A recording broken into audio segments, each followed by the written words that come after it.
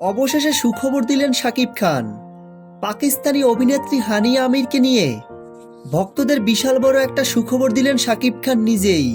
শাকিব খানের পরবর্তী সিনেমায় শাকিব খানের বিপরীতে নায়িকা হিসেবে দেখা যাবে পাকিস্তানি অভিনেত্রী হানিয়া আমিরকে। এই সুখবরটি শাকিব খান নিজেই বলেছেন রাফসান্দা ছোট ভাইকে।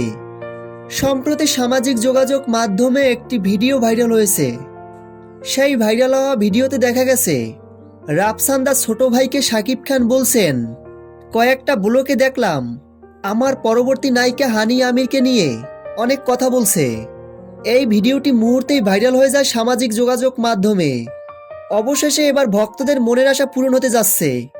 বাংলা চলচ্চিত্রকে বিশ্ব দরবারে যেভাবে পৌঁছে দিচ্ছেন মেগাস্টার শাকিব খান, সত্যি এটা বাংলা সিনেমার জন্য বিশাল বড় গৌরবের।